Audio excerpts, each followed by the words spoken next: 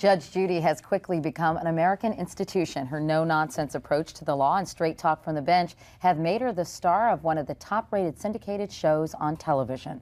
What was this bail for? It was... don't look at your shoes, look at me. It was bail to get me out of jail. Did you know about this warrant before he moved in? Yes, I did. Not a testament to your good judgment. Justice with an attitude. Judge Judy. If you like what you just heard and want more, Judge Judy Sheindlin has just come out with a new book of advice called Beauty Fades, Dumb is Forever. Judge Judy Sheindlin, good morning. Welcome back to Today. Good morning. How are you? Fine, thank you. Should I call you Your Honor, or what do I call you? How's Judy? Just Can fine. I call you Judy? Please. Okay, tell me about the title. This is a no-brainer for a first question, but Absolutely. It is a very catchy title, and I guess your dad deserves the credit for it, right? You know, I wanted somebody to pick up this book like they did the last one, and... Which was called? Don't Pee on My Leg and Tell Me It's Raining. Right.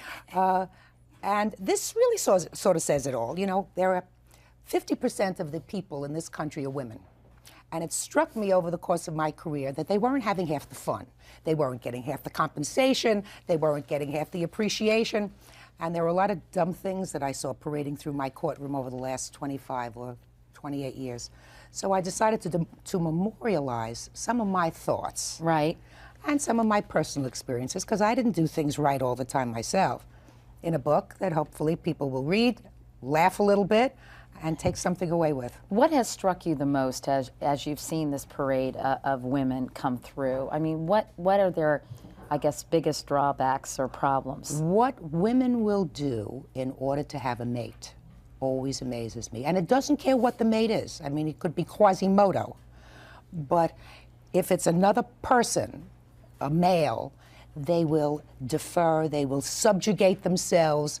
In the workplace is something that I take particular interest in, because it seems to me that the women that I've met in business are usually smarter than their male counterparts. They get paid less, they get less recognition. And I said to myself, why does that happen? In fact, you offer sort of 10 tips for a better life, or life lessons. And one of them is don't crawl when you can fly. Right.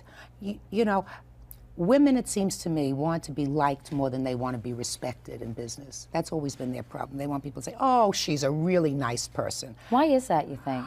I think it comes from the time when we are children and we're taught to nurture and we're taught to be better negotiators instead of warriors. But it's also the way society views aggressive women. Don't you think a man can be very aggressive? I mean, this is kind of cliched by now, and be called tough, and a woman is called impossible or worse. Absolutely. I think one of the examples that I use is Barbra Streisand.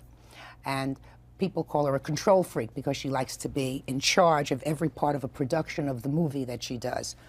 The fellow who did Titanic, what was his name? James Cameron. James Cameron.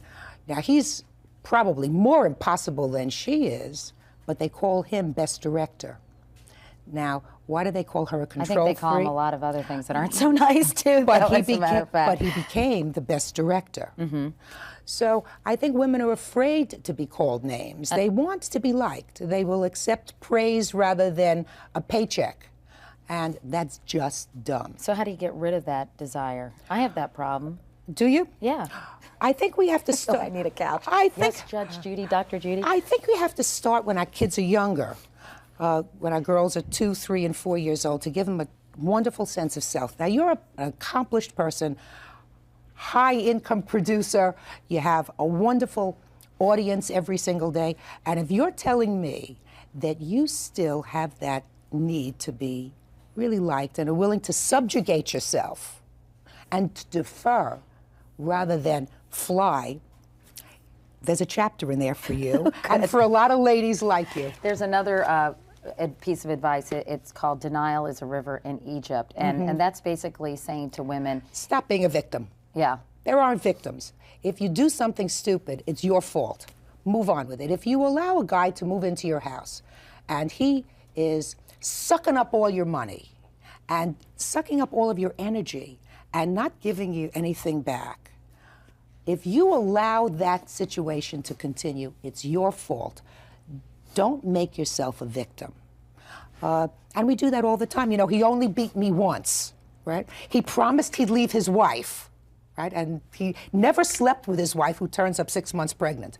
All of those things are denials. So stop kidding yourself. Stop Wake kidding up and smell yourself, the you know, coffee. right. I mean, this is the kind of tough advice you dole out daily in your show. We've got a clip. Let's take a look, and then we'll talk some more.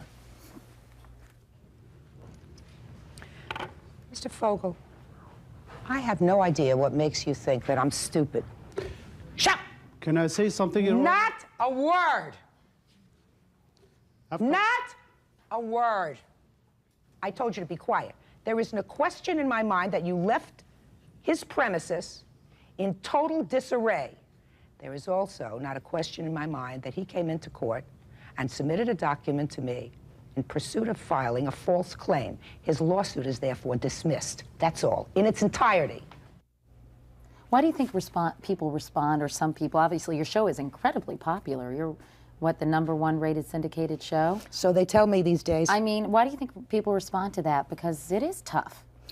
I think people like to see the right thing happen at the end of a trial. And they've seen over the last decade trials that took interminably long and left a very unsatisfying result. Trial to me was always supposed to be the search for the truth. It wasn't supposed to be a game.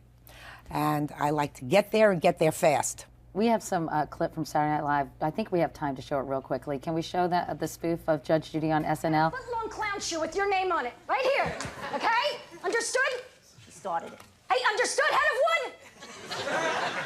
Your Honor, all I ask is an opportunity to demonstrate my gift. Okay, Clarabelle, I got this thin of patience. Quick, let's see some clowning. You know you've really made it when we're spoofed on SNL. Is she adorable? She is so cute. Before we go, I have to ask you about the impeachment hearing. A lot of people sort of imagine for fun what it would be like if you were in charge. Do you think it'd be over by now? You'd put those senators in their place, wouldn't you? I think it would probably be over by now. I wouldn't want the responsibility, but it just seems to me that this thing has taken a lot longer than everybody wants it to take, and that it has to take. Well, it's great to see you again. Judge Judy Sheindlin. The book is Beauty Fades, Dumb is Forever. Lots of words to live by in this book. Thanks so much for coming by. Thank you. We'll talk later. Okay. I'll read that chapter. We'll be back in a moment. This is Today on NBC.